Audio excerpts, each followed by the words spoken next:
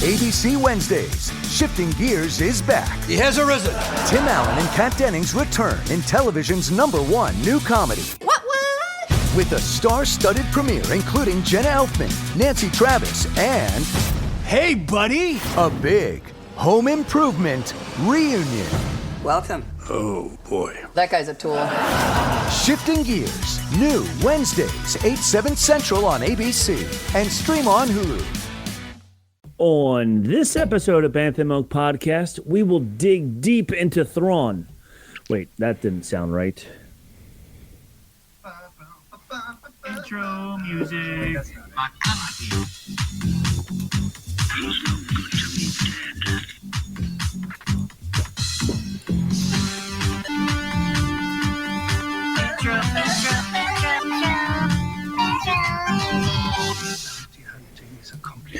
Okay, I couldn't hear any of that, so I wasn't able to dance along to it. James, you got to do all the dancing for us. Yes, I will do it for us tonight. I will stand in. Darn new technology. Sometimes you just got to have the old reliable, right? Yeah,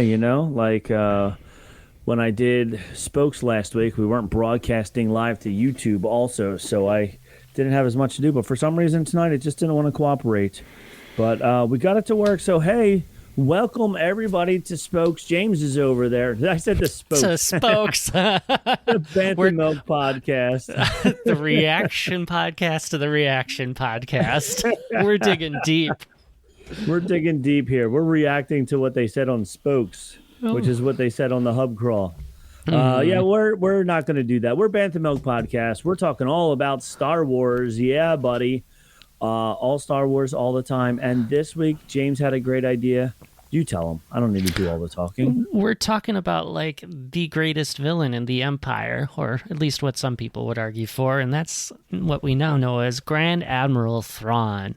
He's made his live action appearance now, and I think there's a lot more that anyone who's only seen him in that needs to know. So we're ready to school you and tell you why he is awesome.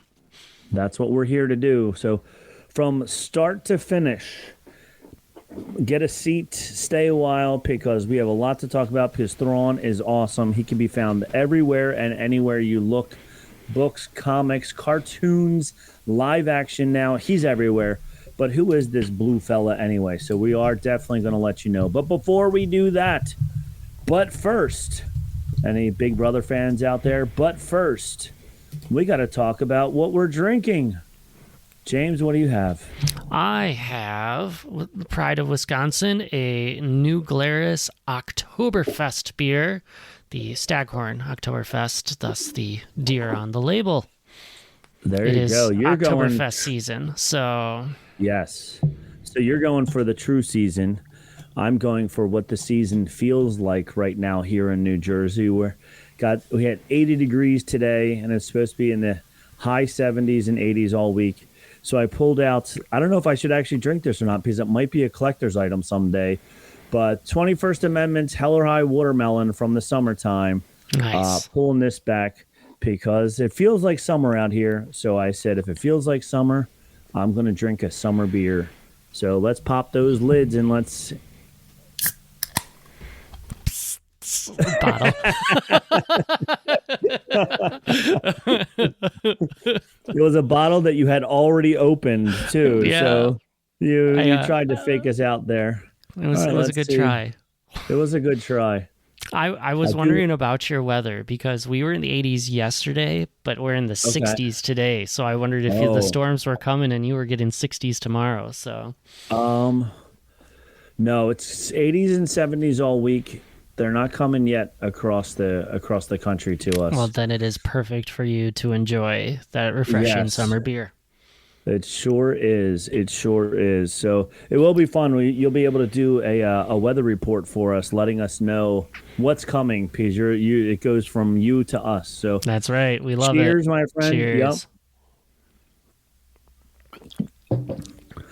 It's so good. It tastes just like a little bit of watermelon. It's so good. I'm so disappointed and sad for them, but for the 21st Amendment shutting down. But they did make some amazing beer, and I don't know. I'm not there. I'm not in California. I'm not friends with them the way Jason is.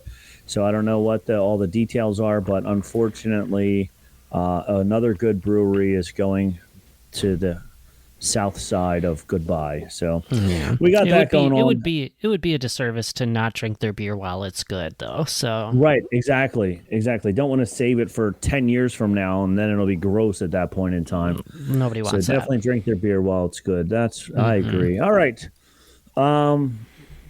Mine's delicious. How's yours, by the way? You didn't say anything about what it tasted like.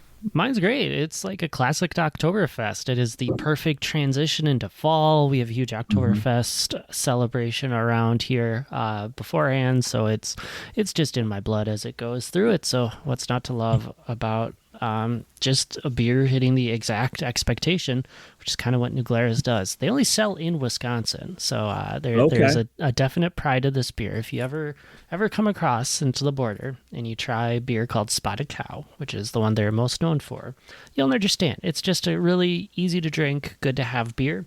So much so that friends that have moved out of state, whenever I visit, always say, bring a case or 6.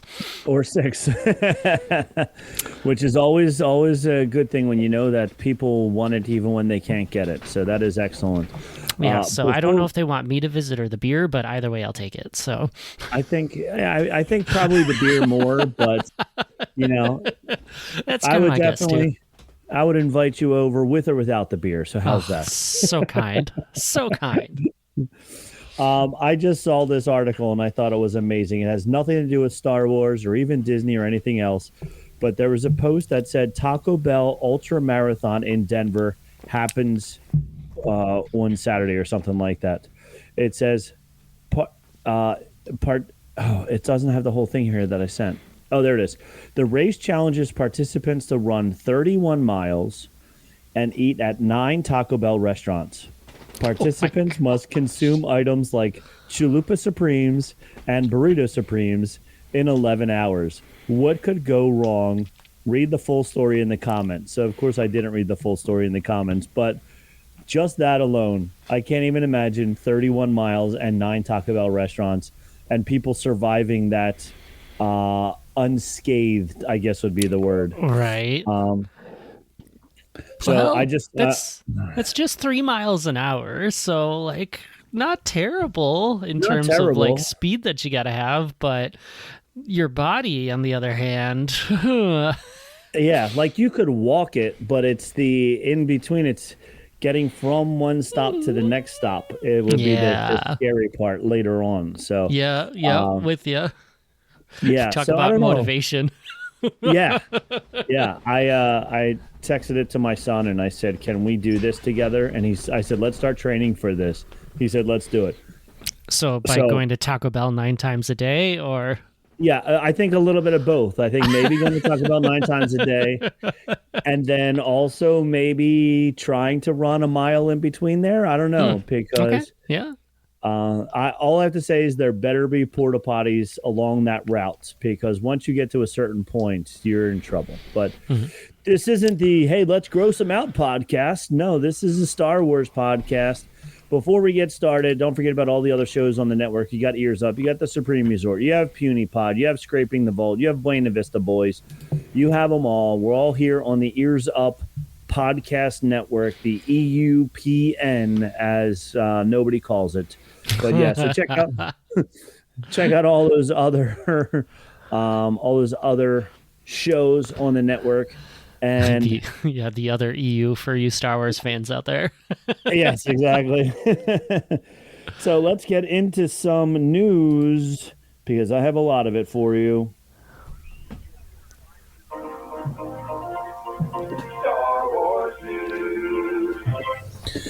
So I can see the sound bubbles, but I can't actually hear anything. So thank goodness for waveforms. That's right. I just bounced my head along to those. The first thing, I don't have a big article about it, but I did look it up to see because there was an article about all the things coming to Disney Plus in October. And I'm very happy that Star Wars Visions Season 3 will be returning October 29th, which is always fun because it's all the anime cartoon shows from like 9 different stories and all that good stuff. The first 2 seasons were a lot of fun. Did you watch either of the first 2 seasons? Sure did. I loved them. I think the art style on them is incredible. It's great to see just Star Wars reimagined in different places. And they just tell such good compact stories in like 10 minutes. And it's like, I feel like it's in universe and well done. There are definitely some I like better than the others, but I don't think I've come across one that I haven't enjoyed. I agree 100%. And like you said, they're good short stories. It's fun to watch. It's fun to see what they have to say. And then it's fun to, move on. So that's really cool. I've started watching anime on the side. I know this is very much that tangent, but a lot of my students would be like, you need to watch this. And so I've tried to gateway myself into it. And so I'm waiting to really have that good moment of seeing the studio and be like, I know that studio for one reason or another. Like beyond just being like, I know Studio Ghibli. So, right. And now you can relate to it a little bit more. You're like, hey, there we go. Exactly. So that'll be cool. That'll be fun.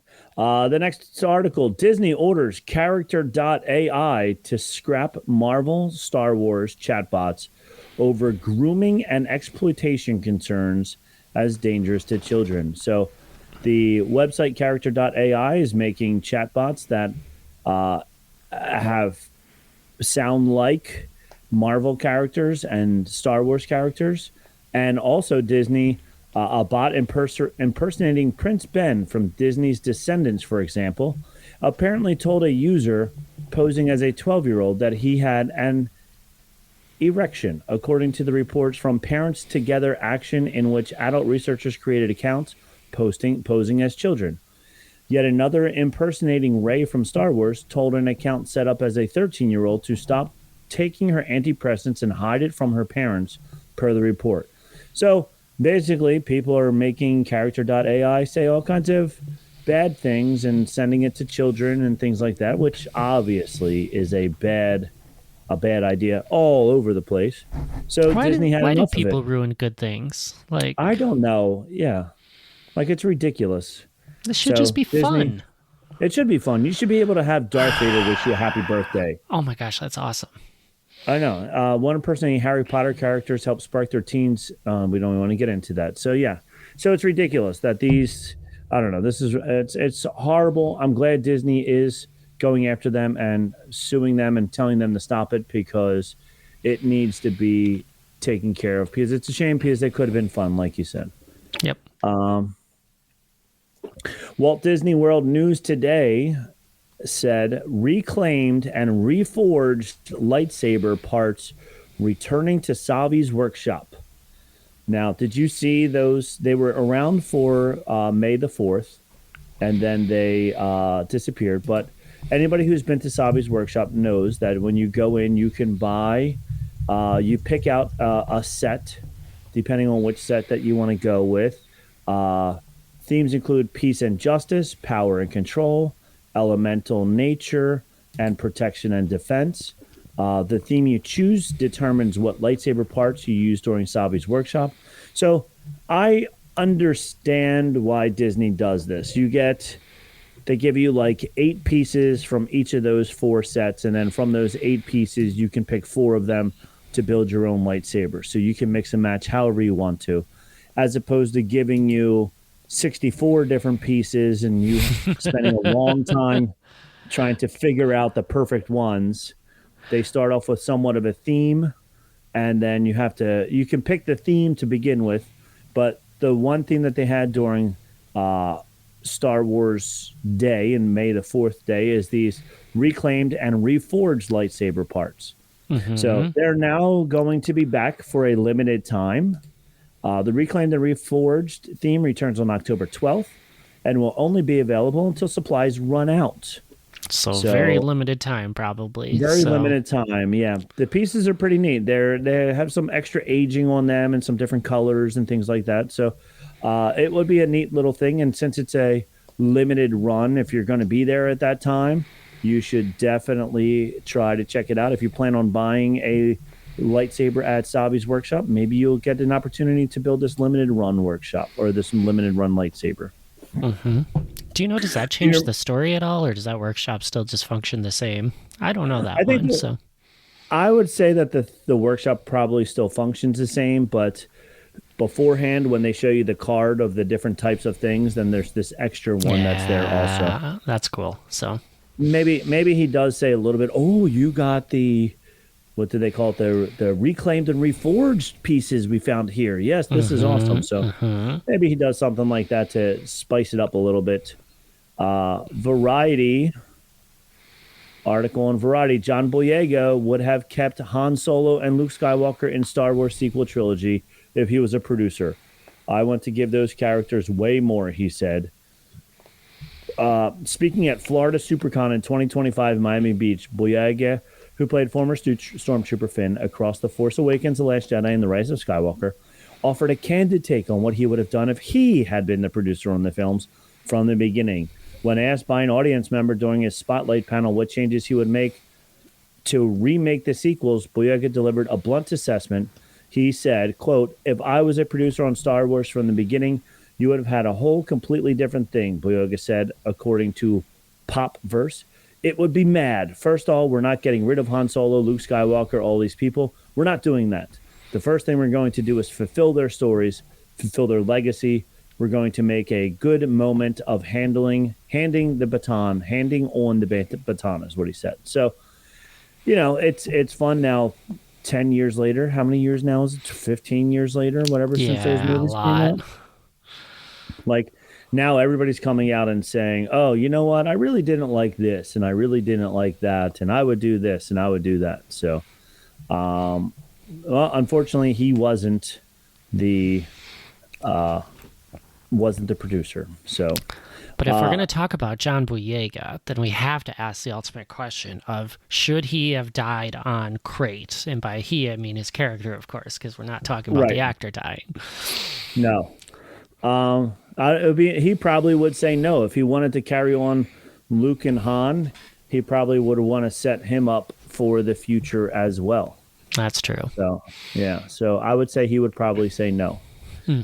This is from Inverse. The controversial Revenge of the Sith novelization is getting a massive upgrade. The Wrath of Anakin is back and better than ever. In 2014, the literary world of Star Wars was turned upside down after the Disney acquisition of Lucasfilm.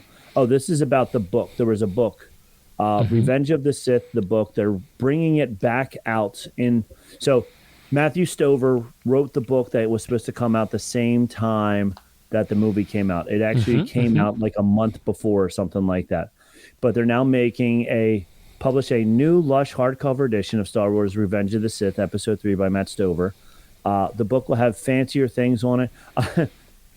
All the books now have really cool, not all the books, but we were just in Barnes & Noble, and on this, not the spine, but the pages of the book, now they have like images and stuff printed on the side of the book, which is really neat. Cool. So this has a red side. It has some things printed on the side of it. And also, the main reason isn't the style, but will also be essential for hardcore Star Wars fans. Instead, this one-kind retrospective and it will look behind the curtain simultaneously. The new edition won't only contain the original text of the book, but also will sport 170 footnotes from Stover, eliciting his process in writing the book and how he incorporated different literary styles and, crucially, tons of EU lore. So, if you want to get deep down into the brain of Matthew Stover, you can get the new Revenge of the Sith book that is coming out on October 14th, which will redo it, and you see all kinds of neat stuff there.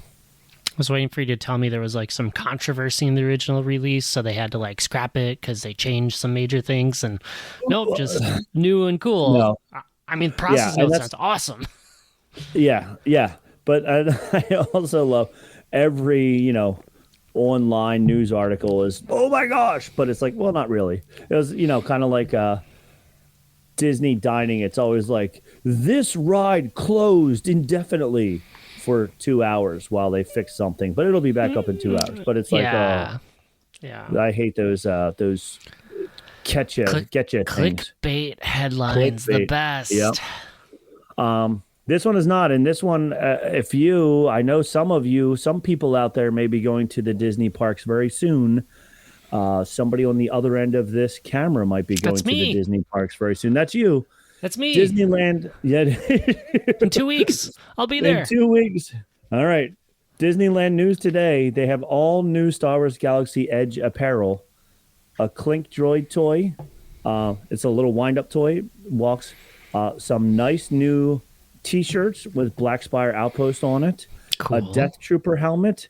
And the one that I really like the most, there's some nice Rey and BB-8 T-shirts that they have that I'm sure you'll see. But there is a... Oh, keep going. I keep showing the same one. A new Black Spire Outpost hat. It's a brown hat with a nice big patch on the front of it. It looks really, really cool. I like it. It's a $30 Black Spire Outpost hat. Ball cap is brown with faux weathering on the edges and the brim and the front patch. The patch is white with orange stitching. The Black Spire Outpost logo featuring the Falcon is on the patch. So of all the things, it's got some extra embroidering on the side. It's really nice. It looks really, really cool. So if I only knew somebody that was going there in the next 2 weeks that might be able to pick it up for me and ship it all the way across the country to me, it'll probably be cheaper for me to get it on the website. But anyway, that's probably true. But yeah, so when you're there, go check out some of the new stuff that they have at Black Spire's Outpost. Yeah, definitely. I have 2 articles left. That's it. Oh, I could always use more Star Wars news, so keep bringing it on. So, this is the best non-article ever. Oh no! Star Wars legend Yoda's species name is actually genius, according to one theory. Okay, it's a theory. It's a theory. Yes. So there's rumors that in the Mandalorian and Grogu movie, we're going to find out what the name of the species is that Baby Yoda, Grogu, Norman, as we like to call him, what Norman, his species is. Herman, yeah. Star Wars fans are going bonkers over a theory that it revolves around the name of Yoda's species, and it's honestly so good that I wouldn't mind if it ended up being canon. What's Yoda's species officially referring to? If you answered Yoda's species, then correct. Congratulations, you've officially spent way too much time on the internet. Stop it. So they're just saying that it's called Yoda's species. If you answered, I have no idea, then technically you'd also be correct because there is no literal or no official source in Star Wars that states what the name of Yoda's species is. Mm-hmm. There have been hundreds of theories about this over the years, and the theorizing has increased even more ever since Disney bought the rights to Star Wars IP. So it's just called Yoda species. And then at the end it said, that being said, what about Yaddle?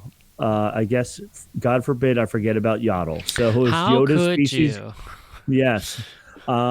So there was a whole article about Yoda species being named Yoda species. There's no way. Absolutely no way. That is not a chance. You will not convince me that is what it's going to be called. That's what it's going to be called. Some wild species name out there. They have to come up with some kind of name. All right. And my last article. Oh, this is another rumor. Hopefully this is pretty true because I like it. There is no indication that the character Mara Jade from Star Wars is going to be in Star Wars Starfighter, or that Amy Adams is playing Mara Jade in the movie. Instead, rumors and fan theories suggest Adams' character in Starfighter could be a Mara-coded version of the popular Legends character. Mara Jade, a character created by Timothy Zahn, was a Force-sensitive Emperor's Hand who later became a Jedi and married Luke Skywalker in the expanded universe.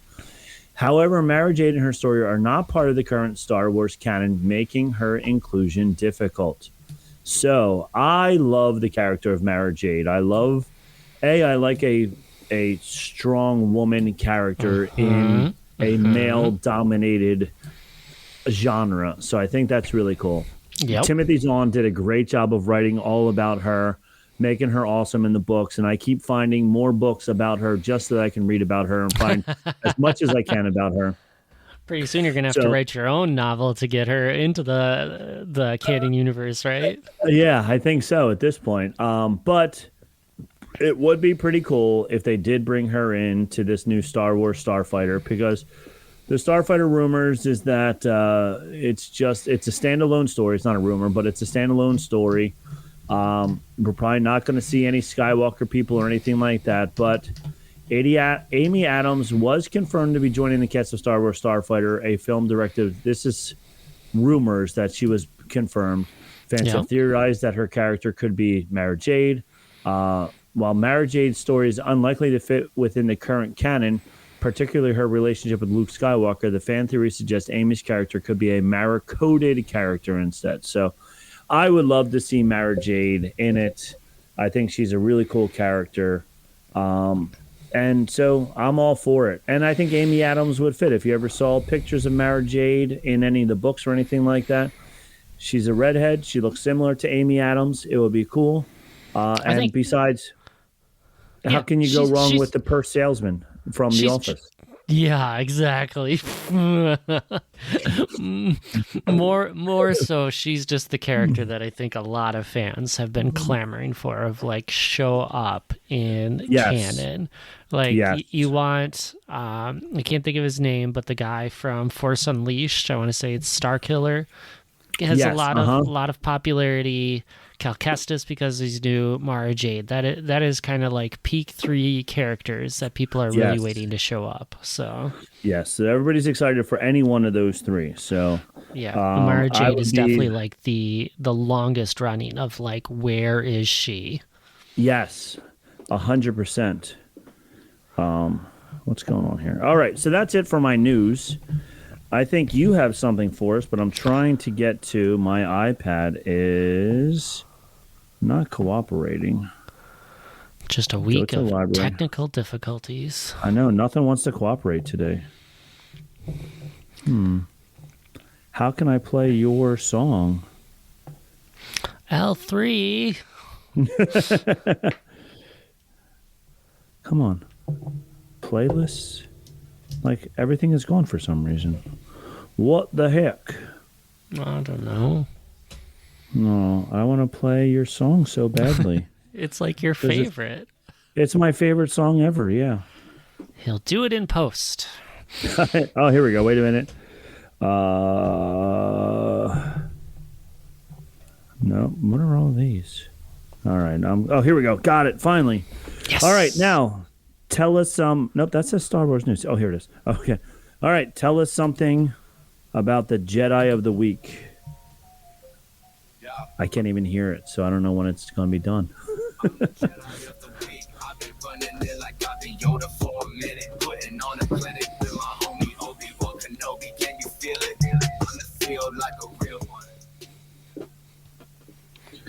All right. Did it fade out? It did. Okay. It did. All right, go for it. Hit us up with your Jedi of the Week. Jedi of the Week. 5th week doing this. 5th letter of the alphabet. So nice. We say it twice. Jedi of the Week. Eth Koth. Eth Koth, a Zabrak. Easy for you to say. Yeah, right.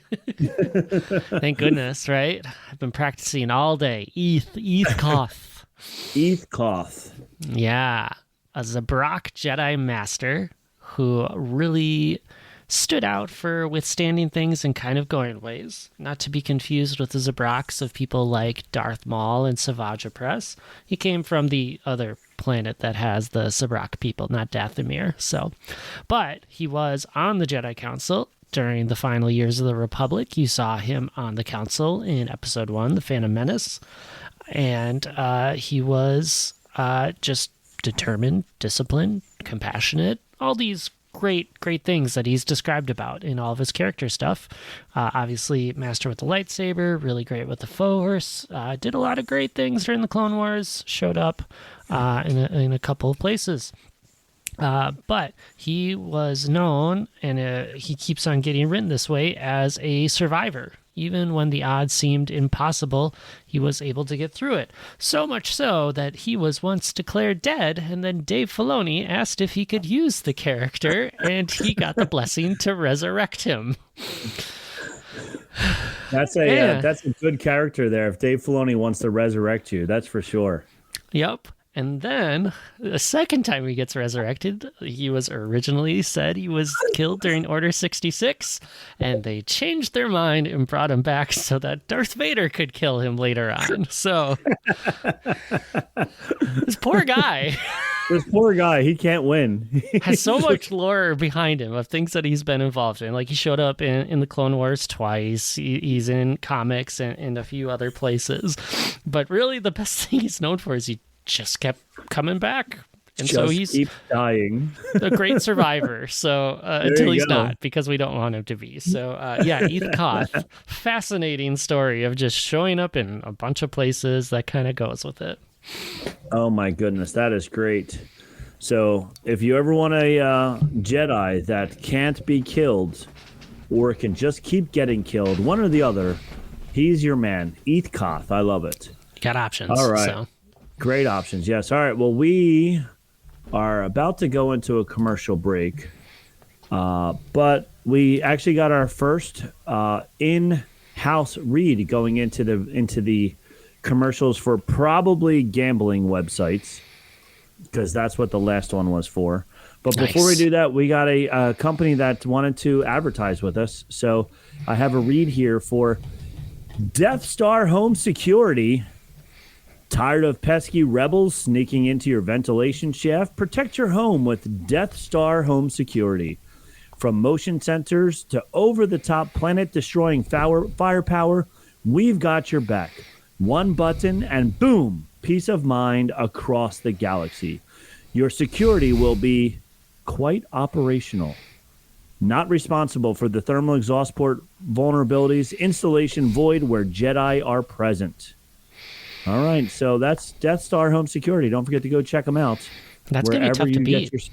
It will be tough to beat. All right, let's see what else we have. Following up Death Star Home Securities, we have this.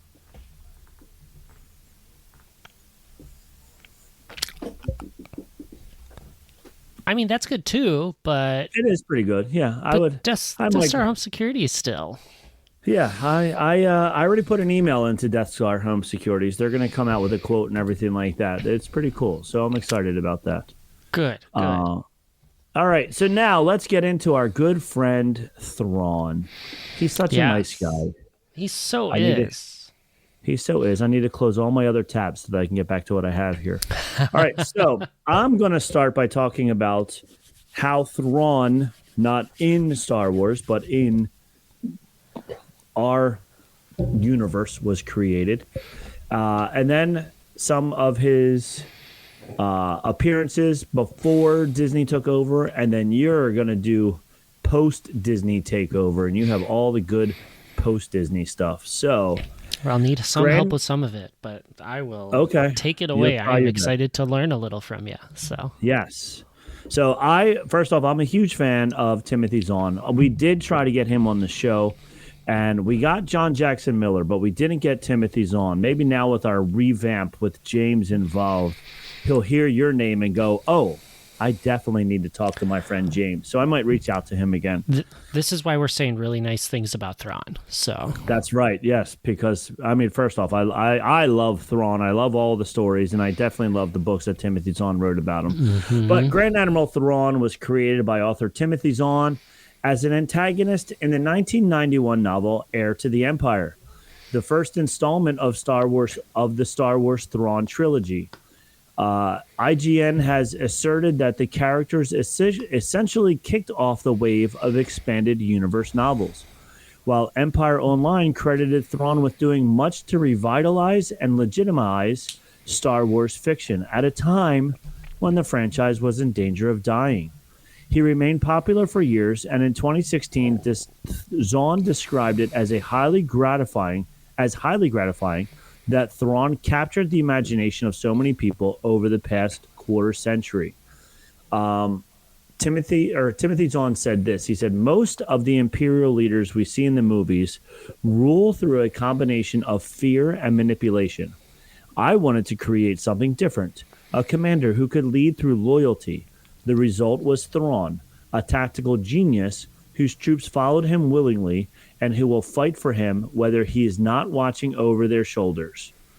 whether or not he's watching over their shoulders. That makes more sense. In response to a fan letter, Zahn stated that the character of Thrawn is a composite. Interesting word. Composite.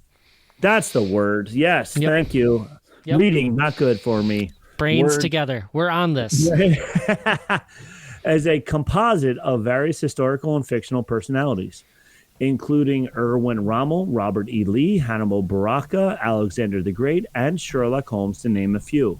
Another loose inspiration for Thrawn was the character of General Maximilius Veers from the 1980 film Star Wars: The Empire Strikes Back, who had the distinction of being one of the few highly competent Imperial officers from the original trilogy. When deciding Thrawn's rank, as Zahn wanted him to be a military leader rather than a dark side or political title holder, Zahn settled for giving Thrawn the Grand Admiral rank, which he had encountered while reading William L. Schreier's The Rise and Fall of the Third Reich, in the context of its use in the German Navy, feeling that making Thrawn a normal admiral would have been too mundane. In a March 2017 interview with USA Today promoting the release of the novel Thrawn, Zahn explained that the most imperial leaders in the Star Wars films rule through a combination of fear and manipulation, and though Thrawn, he wished to create a commander whose soldiers followed willingly and loyally. In the second draft of the script for the 1983 film Star Wars Episode 6 Return of the Jedi, 6, the rebel admiral Gila Akbar was slated to be a non-human with pale blue skin. The article, The Ultimate Return of Jedi Insider's Guide, published in Star Wars Insider 67, noted that as a connection with Grand Admiral Thrawn, titling an article selected Grand Admiral Prawn. So, and then obviously Akbar was not blue after that, but so maybe that's why. But that's a backstory on Zahn, why he created and how he created Thrawn. Where is it? Here we go. There's a WordPress page that was created October 4th, 2015 by the other Star Wars George. Has a whole page dedicated to Timothy Zahn and the EU. So he has all the books that Zahn is in and the order, and he has got a nice article about how to read them and all that good stuff. But the original trilogy, Heir to the Empire, Dark Force Rising, and The Last Command, all amazing books. I'm sure you read them also, right, James? I haven't read those. So oh, wow. Okay. I have read very few EU books. Okay. I'm not a reader. I've become one by force because I know it's good for me. So my EU books list is probably less than 5. So okay. Well, I know I need to. Yeah, and I've been reading more of the. Hold on, I need to look over here. What are these called? These are the Essential Legends collections. So like Dark Force Rising is in the. So check out the Essential Legends collections because they're the EU books that are really good. But I just knocked over half my books. Oh, all right, no. but that's okay. And by half my books, I mean 3 because I also don't read too often. But the Thrawn trilogy. These are the first ones that introduce you to Thrawn. Heir to the Empire, Dark Force Rising, and The Last Command are the first 3 books. Are both Zahn's first foray into Star Wars and the first modern work of the EU. As such, this is quote. As such, it's a pretty damn good place to start off. Zahn had and they're all amazing. Like they made me want to read. I was like, oh. I have to finish this one to get to the next one because these are so good. Yeah. Zahn had to create these novels with pretty much nothing but the movies, a few decades-year-old ambiguous canon novels, and a couple of role-playing guides, meaning that he needed to create works that could stand on their own. Many characters who would go on to be major players in the EU first showed up here, with characters such as Mara Jade, Thrawn, and Talon Karrde going on to be important figures in the future Zahn novels. The books are a lot of fun, but they are also very much a product of their time. They expect some of the timeline presented to be a little out of sync with the prequels. One of the things that sticks out is the use of cloning. While we knew there was a Clone Wars thanks to A New Hope, we didn't really know what the precise use of cloning was. So the idea of clone being treated almost as a carbon copy of the precise original, to the point where he himself used himself as much, is a little odd to modern day sensibility. So it was pretty funny. They made a clone, and when they make a clone, you just added extra letters to your name. So like, I think there was a clone of Luke Skywalker. I forget who it was. I want to say, no, I forget who they made a clone of, but they made a clone, and it was like the next guy's name just had extra letters to it. So it was pretty funny. That's fascinating take on cloning, of just throwing it out there and, hey, we'll just put a couple extra letters on there. Yeah. So Why like, not? it'll be James, but it'll be James with an extra S on the end of it, and like an Yeah, apostrophe exactly. and whatever. So So yeah, so we're not just making juniors and the seconds. We're actually like going out there. yeah, a whole new thing. So, but those 3 books, awesome. The whole trilogy, really, really good. Then the next 2 books that he recommends are Spectre of the Past and Visions of the Future, which Spectre of the Past is the book that I started reading at the end of the summer. And like I said, I haven't finished because I do all my reading in the summer, and then I can't find time not in the summer because I spend more time playing video games instead. But at the end of the trilogy, well, Thrawn dies. I'm not going to say how, but at the end of the trilogy, he dies. So these books, Fair. Are after his death, but kind of like your Jedi that you talked about. They're trying to revive Thrawn and bring him back. So Thrawn is dead at the start of these books, but it is precisely certain, felt within them. One of the things Thrawn starts to do as time goes on is also mythologizing of Thrawn, casting new light on his existing actions and making him consistently more brilliant. This starts in his book when Thrawn has a contingency plan for even his own death. So those 2 books, Spectre of the Past and Visions of the Future, they go together. It's book 1 and book 2. So they're a good match to read together. And once again, more books with Mara Jade, Luke Skywalker, Han Solo are in it. So not only do we see new characters, but he also keeps some of the existing characters going on as well. Which is great. Which is great, yes. And then this is the book that I read, and I talked about it before to you on the show. I read Survivor's Quest and realized that I read it out of order, per se. Yeah. So I was like, so now that I'm going back and I'm reading Spectre of the Past, it has a lot of the same characters in it that Survivor's Quest had. And it's funny because I'm like, oh, I know those people. And it's just funny because now I was like, oh, I didn't realize that there was books in between there. So then after I read Survivor's Quest, I was like, oh, it's kind of like, watching Star Wars Episode 4 first and then going back and watching Episode 1 after that. But who would do that? Then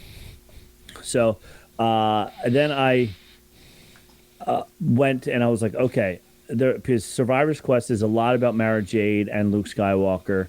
And I was like, okay, I need to find out more about her. So I was like, okay, what is the order of the Mara Jade books? So then that's when I found that I missed the Spectre of the Past and Visions of the Future books. So I went back to start reading those. So I was like, okay. But it's fun because he does carry a lot of the characters through. So almost like a TV series or a movie series where, the next episode, there's still some of the same characters and stuff in there. So it's pretty cool. I gotta imagine you get pretty attached to your characters, kind of like what people get on Dave Filoni about with bringing back like Cad Bane from the Clone Wars and the Mandalorian and things like that. Like, you probably just love your characters you create. Yeah, I would think so. Like, you spend a lot of time coming up with them and thinking, oh, this is a good idea. This person's pretty cool. So I want to use them again and again and again. So he does that in this as well. These are 2 good books that they're not a true duology like the Hand of Thrawn books, but they are very much related. Outbound Flight is a project first detailed in the Thrawn trilogy. Both of these novels directly related to Survivor's Quest. were released first and features Luke Skywalker and Mara Jade investigating the crash of the ship by the invention of the Chiss Ascendancy. So you have those two. Then these two books I did read also, Star Wars Allegiance and Choices of One. You could probably get by reading these two at any point in the Thrawn trilogy, but since these books are more tangibly connected to the books I've already mentioned earlier, I think it is a good place for them.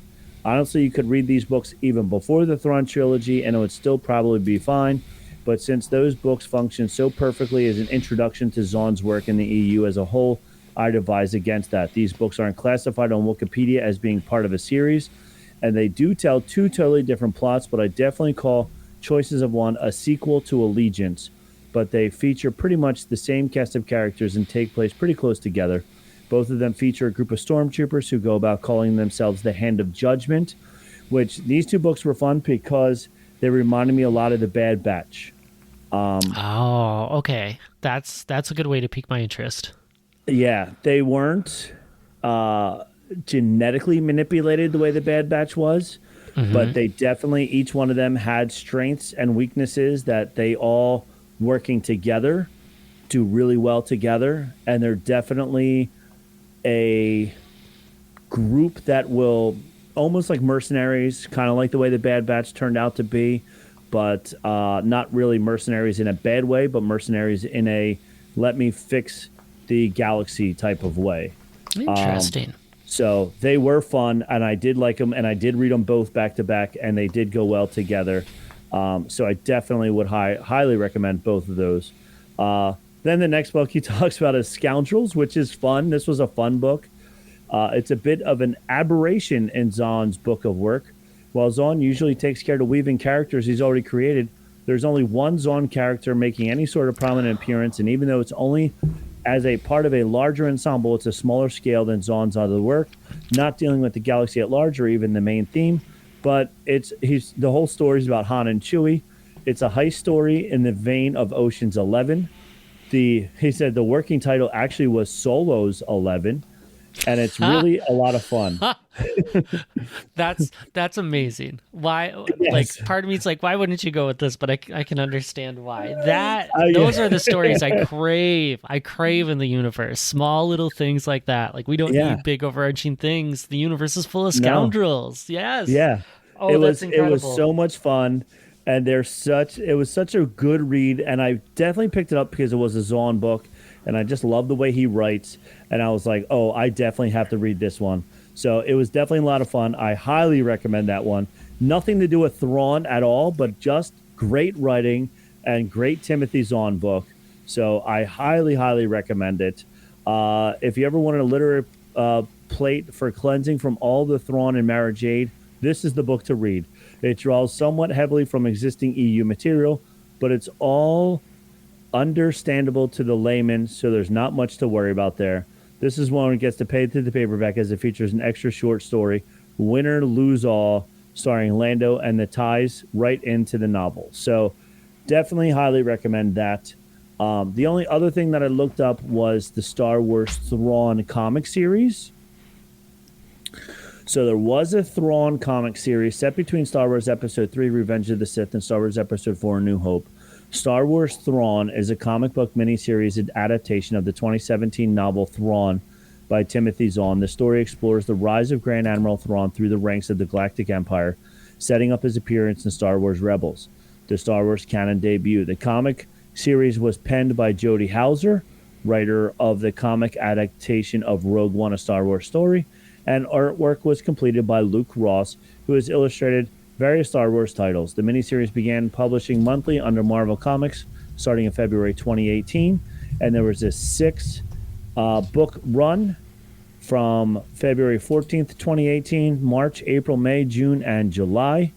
So that's the last EU book that I have. I wanted to see how much he was in the comics. And that's the only thing that they really talked about on Wikipedia was the Star Wars Thrawn comic series. I don't know because I don't read enough comics, and when I say enough, I mean any at all. What the heck? I know a bit about this one. Okay. because I remember this comic series because it was like walking down the book again with how well they did with that, and then seeing Jodie Hauser attached to it's like this makes sense because like she did, like you said, Rogue One, she did Rise of Skywalker, she did Kenobi, she did a bunch of the Age of Republic ones, and it's like these are all very good comic book stories. Like I'm very high on Star Wars comics. Like I reading through the novels and going with the comic books, like they are incredibly well done stories, and the artwork is just great every time I see one. And so seeing that story and going through it, I'm like, wow, this really set everything up really nicely. So I'm very impressed with this comic series. Awesome. So that's all I have. And then you get to take over with what's happening now since Disney took over. I do have that, but I have questions first because since I don't know those other books, I'm curious how similar Thrawn was back then compared to what he is now. Like, was he still that like cold, calculating, always had the plan kind of person? Yes. From the very beginning, he always had the plan. And in all of the books, even like kind of what happened in Rebels as well, we didn't really see it as much in Ahsoka, but we definitely saw it in Rebels, where he would lay out the plan and say, okay, just do this. And he would have all the ships and everybody, here's what you're going to do. You're going to come around this way, we're going to go around there, blah, blah, blah, blah, blah, and everything will work out fine. And every time the plan didn't work, it was because somebody veered off of what he said to do, and then the good guys were able to escape when somebody didn't do what he said to do. So, yes, he was there wasn't, I don't remember as much of him appreciating the art of cultures as much as they did when they got into Rebels. Okay, I was wondering, that was my next question, so I'm glad you know. Yeah. So, like I said, I don't remember it as much. Now, it could still be in there, but from what I remember from reading them, I don't remember him talking about it as much as he did in Rebels. So I think that might have been where he has evolved in Rebels to make him even more strategic. But he was always very strategic, very manipulative. There was even in some of the earlier books, this is the only thing I didn't like in the movies. Darth Vader is the biggest, the baddest. Everybody was deathly afraid of Darth Vader. In this, Thrawn was way smarter than Darth Vader, almost to the point that they made Darth Vader just like a thug, only rules with an iron fist, where Thrawn could outsmart Vader every single time, but Vader could just like pummel or use the Force or whatever to get his way. But like Vader's ideas and Thrawn's ideas were always better than Vader's ideas. So it was interesting that take, and I don't know, and I'm sure there's other books where they make, because it's easy to smack Vader around in a book a little bit because in the movies he's such a big baddie. So it's like, ooh, but my character can do this and Vader can't, type of thing. So that's the only thing that I didn't really like, but it did also show how smart Thrawn was, because it made him always outthink Vader. I think he could have done it without making Vader look like just a big meathead, which is what they wind up doing sometimes. Yeah. So, so that's that. So I just enjoyed Zahn's writing as a whole as well. So that's why I even read like Scoundrels. I was like, oh, here's the Timothy Zahn book, and I want to read this, and it was fun. So so Thrawn is amazing in the books. In all three versions of the trilogies or different book series, I guess, of them. So I was going to say, we still have 6 more to talk about. So yes, we do. So Thrawn re-debuted into Canon Universe in 2017 with the book called Thrawn. Super simple, easy to find. But this one was interesting because it was less of like Thrawn telling the story or being that main character, but more so we get the perspective from a cadet named Eli Vanto. And so that's where he became like Thrawn's protege in a lot of ways. It was really interesting just like seeing the world through Eli's viewpoint. I thought was great because it felt like we were actually watching it as it was happening too. So we got to watch as he went just full Sherlock Holmes but in space. So yeah, when you said Sherlock Holmes was an inspiration for Thrawn, I'm like, oh yeah, that is spot on. Yep. Because he sees the puzzles. He sees all of the mysteries. He is able to figure this out as he just keeps on going up and up and up and up through the ranks of the Empire. Yes. And he ran in who was doing the Death Star plans? It was like Vader and who's the other guy also? Oh, I can't remember. I don't. But he was always having battles with other people in the Empire as he was going up. So yeah, I loved it. It was a great book. I have that one too. I think that was the first one that I read. Yeah, I mean, it's a great place to start, and especially that mystery of why did he get exiled from the Chiss? Like, what is he doing in the Empire? Like, is he actually here for that, or what's the whole purpose? Like, there was a mystery within the mystery. Yes.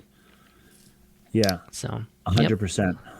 And then we move on to alliances, and alliances is where we get a lot more of that Vader time that you've just been clamoring for, because we spend a lot of time focusing on a mission that Vader and Thrawn went on during the Clone Wars, except it was Vader and Anakin.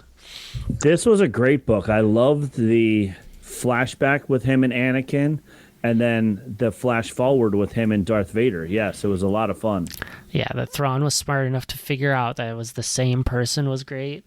It's still one of my absolute favorite moments. I remember listening to the audiobook for this one when Anakin was trying to say Thrawn's full name, and the poor audiobook person is like saying it correctly, basically, but Thrawn's like, no, that's not quite right. It's like, yeah, I said Mithran Yurodu. Nope, that's still not quite it. Nope, still not right. Still not right. You're still wrong. Yep. I can only imagine hearing the guy. I can't even say it, so I'm not even going to try to say it. Yeah, I'm just pretending like I'm the audiobook reader. So, but yeah, you're so right. Like it was just such a great pairing of the two of them, and Zahn did a great job, like letting them both be kind of peak of how they were, because their contrast is just so fulfilling, great to see. Because like Anakin, he's reckless. He jumps in. He's going to win because he's the chosen one or not, whatever. And then Thrawn's always just like, stop being so blunt. Like, you can be artful about this. So, which it just makes for such goodness. It was such a good contradiction and such a good book. And like you said, the fact that Thrawn picked up on that he was the same person. But I don't think Darth Vader remembered Thrawn, right? If I recall correctly, like I don't think so. Yep. Yeah, he didn't remember him when it was Anakin, and I remember Thrawn even saying like, "Don't you remember me?" or something along those lines, and he was like, "No, why?" He's like, "Okay." Yep.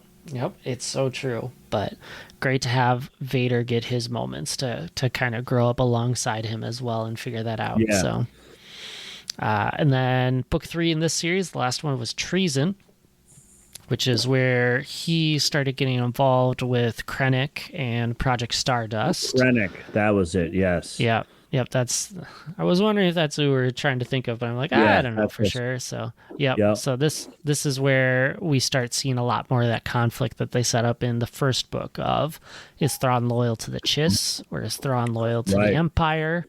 And what's he going to pick? And in a way, it's kind of both, but it's confusing at both. And it just goes to show like his intelligence, that he could pick both at the same time, because he can think that through so much that he can pick the Chiss and the Empire all at the same time.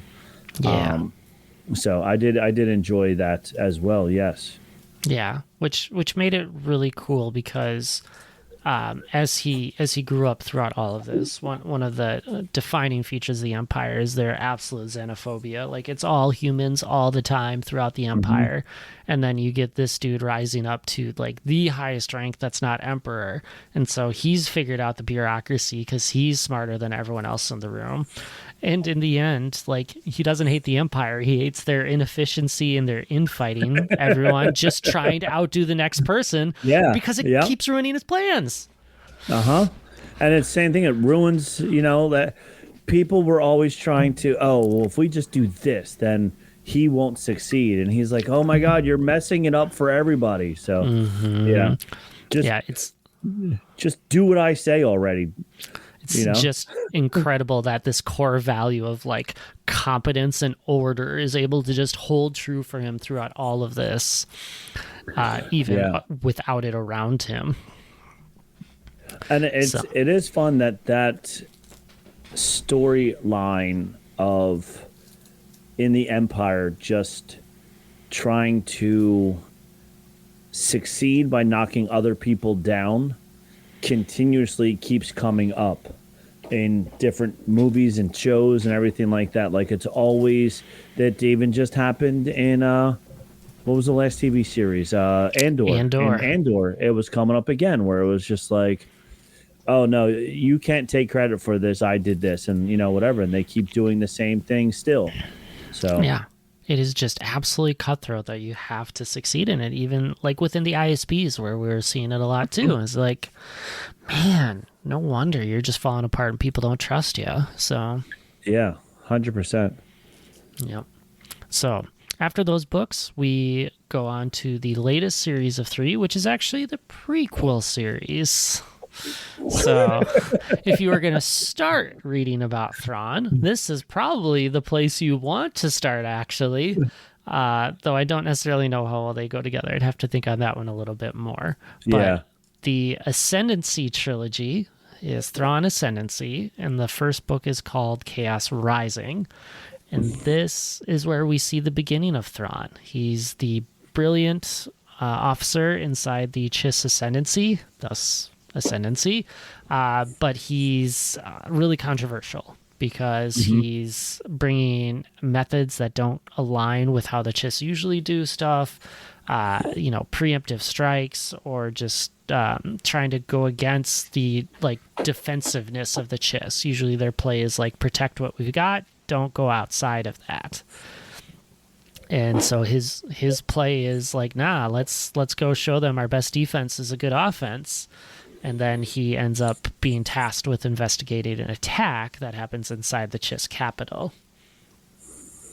And so he is put on a ship with Admiral Aralani, one of his like mentors, and you get an insight into how people who don't have nav computers get around.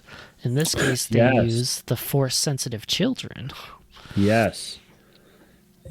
And that was very interesting. Wasn't one of them like older, if I recall? Yeah, because they're only supposed to do it until like 4, 5, 6. I don't remember exactly what it was, but one of them was 8 or 9. And it's like, you haven't lost your third eye yet? Yeah. So that was interesting that they were also able to jump through hyperspace better than our nav systems did. So that was also interesting, and that was a good twist on things. That was a very good twist on things. Yeah, it was cool to see another take on the Force. It was sad to see that like there's limitations of Force powers, because we hadn't had that before. If you were a Jedi or you had the Force, you had it. Yeah. Oh, and also just the poor treatment that they got as well. They were basically just like slaves on the ships, been there just to be used as a tool to get them through hyperspace, and they didn't treat them as people. They were just objects rather than people. They may as well have been nav computers. Yeah. Except for the one caretaker who was out there trying to defend the kid or whatever. It's like, man, this is terrible. Yeah. But that's what happens in a society like that, when they just have their strict rules that they go for, and when someone who's outside of that like Thrawn, he's still seen as dangerous. Wherever he goes, he's a danger. Yep. So that takes us to book number 2, where we get to Greater Good. And that's where Thrawn is really dealing with a lot of the fallout of his controversy, like he does, of course. But part of the mystery and conspiracy that he's uncovering is this mysterious entity that we call the Grisk. So this shadowy race from the unknown regions, because that's where the Chiss are, in the unknown regions. Yep. So that's what we're all figuring out. The Grisk basically come in, manipulate the people around to turn them against themselves, and then take over the society when they're just kind of weak, right? Yep. And so Thrawn, instead of being his strategic military person, has to come and be a diplomat. Again, just growing this character's extreme qualities of why he is so excellent. Yes. So I'm just like, how do you convince a society that doesn't trust you to not trust like people around or the enemies that are really a true threat to it? And it's just like, oh man, there is no way to do this. Nope, not at all. And has he made it to the Empire yet? In this, is this the book that he starts in the as a soldier in the Empire and working his way up, or no? Or is that the third one? I think it's the. I want to say he might start getting there in this one. I don't remember it. The crossover is getting me for sure.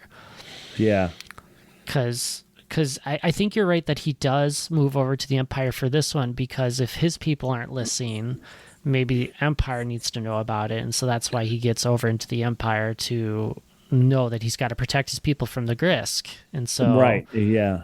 So I think you're right, because I think that's where we get a lot of the questions of, is he there for Palpatine, or is he there just for this long game that he's really working out? Yeah. Yeah, that's absolutely right. That is right, now that I've thought about that.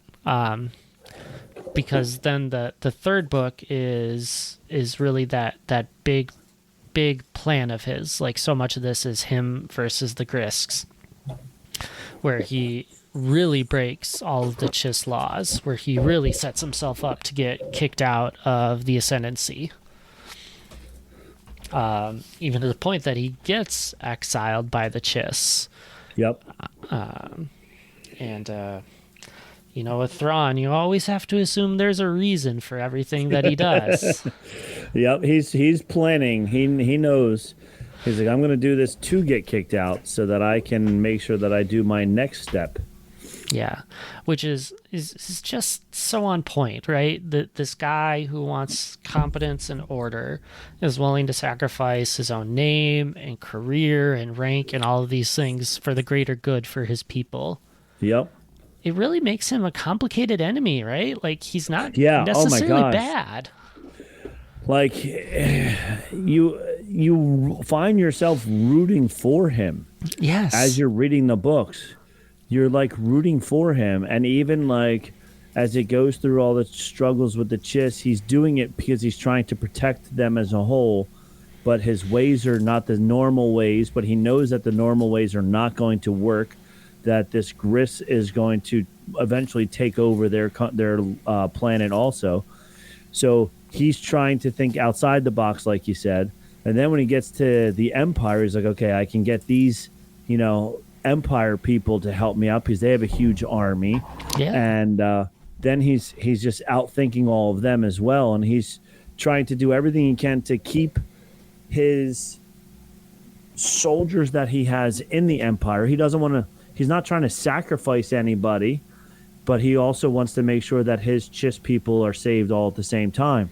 So he's really trying to do everything, and it is tough because as you're reading it, you're going, okay, go Thrawn. I got you. I got your back. Let's do this. And then you're like, oh, wait. He's the bad guy. That's the Empire. Yeah. That's the Empire. It's like, couldn't you do this for the rebels? Couldn't you? Yeah. Can you imagine if he was on the rebel side, how awesome it would be? Like, that would have been so different. We would have destroyed the first moon or the first the first Death Star and completely annihilated and wiped everybody out at the end of the first movie if he was there. So I don't know if he joined the rebellion though, with how much he wants order and things, because the rebellion had like none of that. yeah, so much chaos, God, especially when you watch like Andor, and you just saw how Yes. in the beginning how chaotic they were. That he definitely would have blown a gasket. Yeah, he would have. Oh man. So is it too bold of a take that throughout these books, especially Ascendancy, that Thrawn is more of a hero, maybe a tragic hero than a villain? Yeah, because the same thing. Like these are more situations where he's planning and manipulating and planning attacks, and other people are messing it up for him and making him more of a victim than instead of just being a hero, he's more of, like you said, the tragic hero, because people just won't do what he says. He's got the ideas, just do what he says. But thank goodness they don't. Otherwise, the story as a whole would go a whole lot different, and we would not be rooting for the good guys anymore. It would just be Thrawn and the Empire would be ruling everything. And we would hope that Thrawn would take over the Empire and fix everything, right? And fix everything, yes. Yeah, instill the greater good into it. So, but in Star Wars Rebels, we get a very similar but different take on Thrawn. And as we move into the cartoon series, we see Thrawn in seasons 3 and 4, and he is what we in tabletop role playing called the Big Bad. Yes. Because he 100%. he is truly like the rival to the Phoenix crew, everyone on the Ghost. And this, I feel like, was a great adaptation and really let him shine, as he constantly outsmarted the Phoenix crew. Oh, yes. But they kept getting away. They were like Scooby-Doo. I would have got away with it if it wasn't for you kids. These kids kept getting away, which is a good thing. It's true. Yeah, you kind of need that for the story. But yeah, it was great, though. Like, it felt like how it was supposed to, because of the resources the Empire had, because of how smart and calculated Thrawn was. He should know all of this. Yes. And it brought out so many, like, cool moments and just opportunities to do it. Like, for example, you talked about art before. Like, how well he figured out Sabine based on how much art that Sabine the Mandalorian did. He was able to figure out all of her Mandalorian tactics, know her strategies. Like, it was a really great thing that they carried over from the EU that I feel like could have been lost, but it makes him so unique because of this. I love that he looks at art and is like, I get it. I understand you. Yeah. I understand you through your art. And he collects all their art after he takes over and steals it from them. Basically, he collects it. He steals it. It's like the British Museum. Yep. Yeah. So, what are you talking about? What? What? So he that way he can hold on to it and he can keep studying it and keep analyzing it. And what was the wooden thing that she had with like her? Yeah, it had like the family legacy on it. The family heirloom and the family legacy. Yeah, I and keep he wanting to knew call it a leku, but that's not it. So it's not it. No, that's their hair things or the leku. Yep, but yeah. yep. Whatever that was called. But yeah, he knew all about her by studying that and everything. So yeah. He was a great, and also I keep throwing things back to Andor, but I wonder if that's why in Andor there was so much with the art collector. Oh, interesting. Yeah, as like a nod to Thrawn type of thing. Interesting. That just popped into my head. Look at me go. Thrawn's gonna raid that place for sure. Oh my gosh, he would take all of it in a heartbeat. Probably some of it came from him at some point in time too. Yep, that's probably true. So, and Rebels, I don't care. I don't watch cartoons. People watch Rebels. It is such a good. This is my soapbox. It's such a good story. The stories in it are so good. Once you get past the first episode, which is kind of like Aladdin, them meeting what's Ezra. his name? Ezra, yeah. them meeting Ezra. They steal the whole plot line from Aladdin. But then after that, episode 2 and on, so much better. And even as the seasons go on, it gets deeper and deeper and deeper, and it's such a good storytelling. It is, and, and you get great moments like the way that season 3 ended with the giant battle of, I don't know, was it Adelon or Atolan? I don't remember how to pronounce it, but like just that fight is like Thrawn's signature moment. I feel like right now. Yes. Yep. 100%. So even in his defeat, which you have to know about if you've been watching Ahsoka and seen him show up, when he wasn't beaten because he was outsmarted in terms of like military strategy or because he was outgunned. It was purely because someone went even further out of the box than he does in his strategies. And it's so cool that something like that could happen in the moment. There's no way even Thrawn could have predicted it. It's just so good. It's so satisfying. I agree 100%. Thrawn being left as a mystery was kind of a cool ending. I'm not upset that I got more of him, though. So No, not at all. I wish it was better what we got once we got to Ahsoka.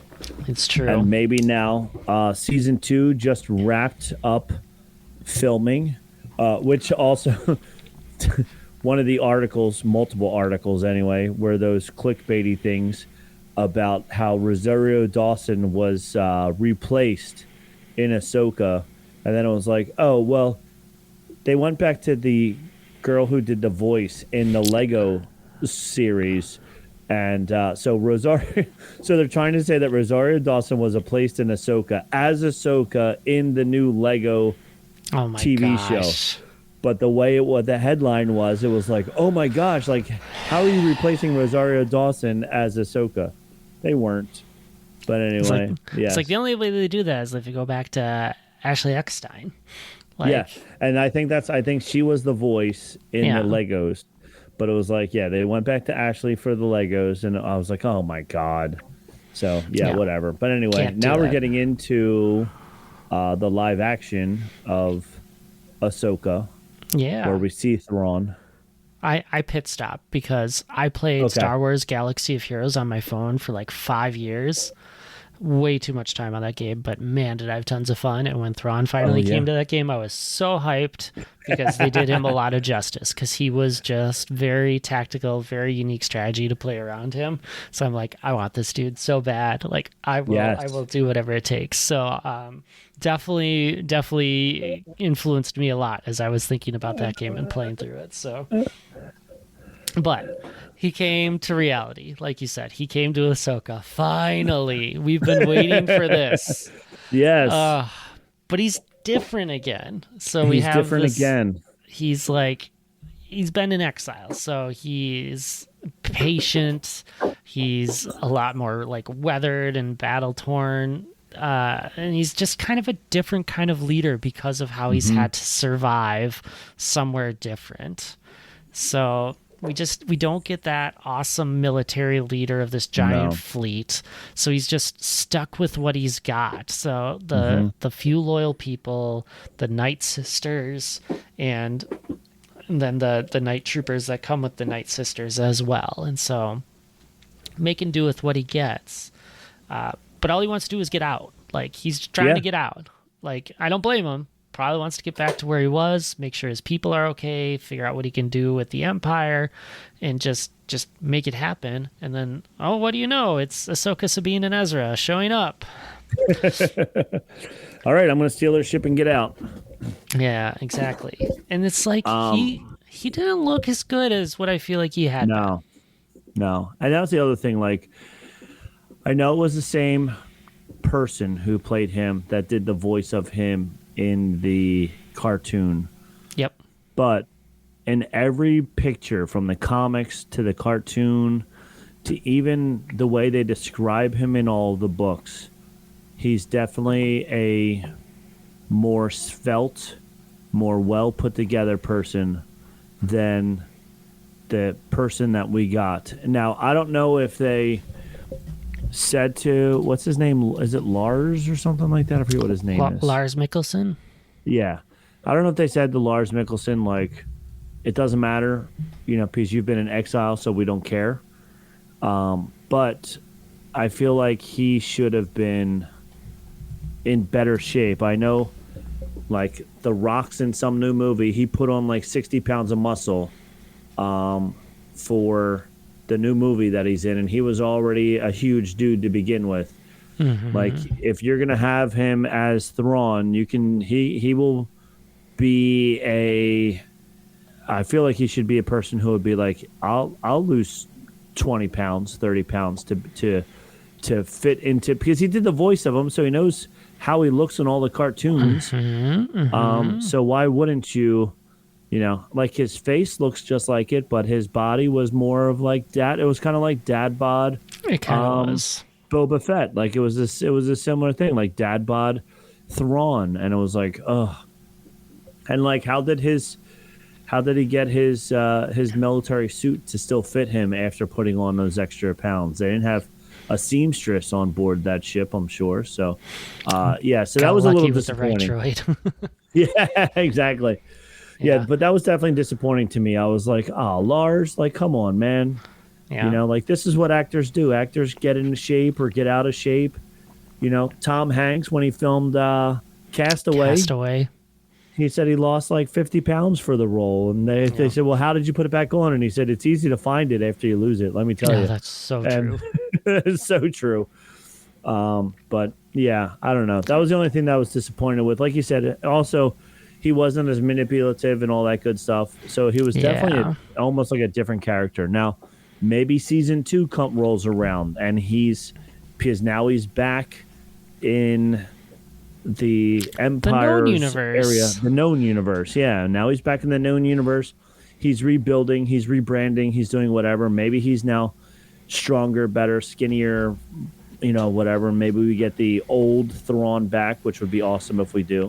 Yeah, I really hope the writing does him a lot more justice, because I want him to be calculated, because exactly like you're saying, he is thread up to do the heir of the Empire part. That's what we want. That's what we want this to be.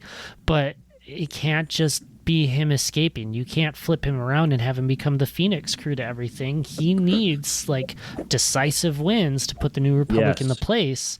And whether this builds up to him transitioning over to the First Order with the group or whatever that becomes, like, he's got to win until he actually loses. Yeah, exactly. Exactly.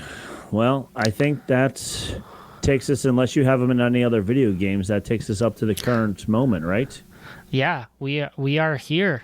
And so now we are here.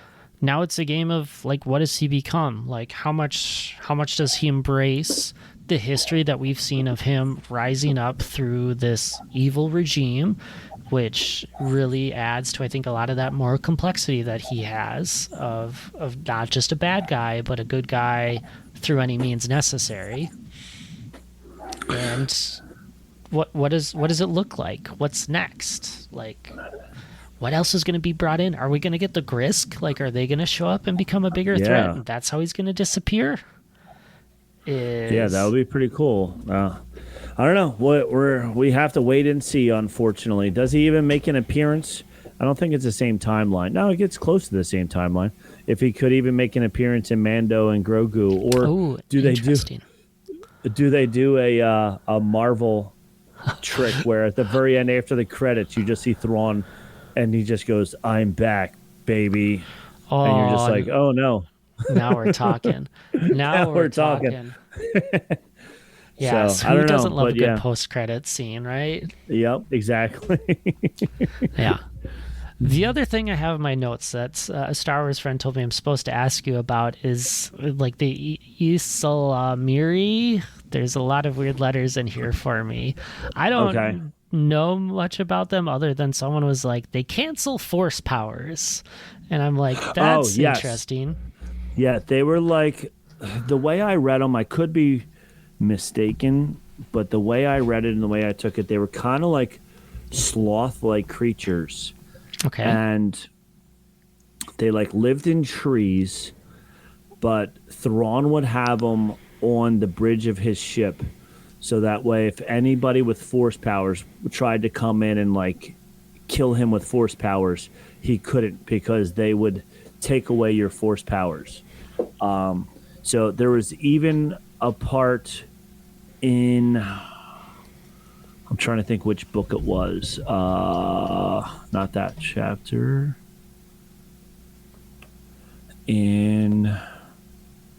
I think it was in Allegiance. Nope, not in Allegiance. Survivor's Quest. In Survivor's Quest, there was a part where Mara Jane and Luke Skywalker were on this planet. They were looking for a crash ship and stuff. And they're on this planet, and there were other creatures that were like hunting them down. Like big animals, like lions and stuff like that, but like monster creatures from other planets and stuff. And they couldn't use their force powers, and they couldn't figure out why they weren't able to use their force powers. It's because those creatures were also all over the planet. So they suck away your ability to use the force, which is pretty interesting. So yeah, so they were neat creatures. He used them a lot. Like I said, Thrawn had them. Thrawn figured them out. He used them a lot on purpose. And I want to say somehow people wound up killing them so that they could attack Thrawn. But they were there. They were neat. They were good creatures. They were good. It's like, for every good thing, there's a bad thing. So they were the antidote to force powers. So they're neat creatures. So definitely a fun part of the books. That sounds cool. Like, I feel like that kind of cheat code is something that they could bring in to really make Thrawn feel like smarter, or make any sort of combat he gets in with them feel a little more realistic as they go through it. So I'm like, we could bring that element into this new season, right? Yeah, because there's no way he could fight off a Jedi with a lightsaber and their skills and all that stuff. But you take away all their extra abilities to be able to see things coming early, and their abilities to use the Force against you. It really evens the playing field more. So they were pretty cool. So yeah, who would have thought? Timothy Zahn novel with great ideas. What a surprise! Wow. Who would have thought it? Yeah. So all right, well, I think that pretty much wraps it up then, right? You got anything else? Any more Thrawn questions or comments or concerns out there? Just he's the galaxy's only hope. It's clear. So he is. It's clear. It's clear. He's the only good guy you want to root, or the only bad guy you want to root for. That's right. So, all right. Well, with that note, I think hopefully we gave you some insight on where you can find out more things about Thrawn, whether you want to know old school, new school comics, cartoons, or live action. There's all different places you can go read, watch, listen to, whatever you want to do.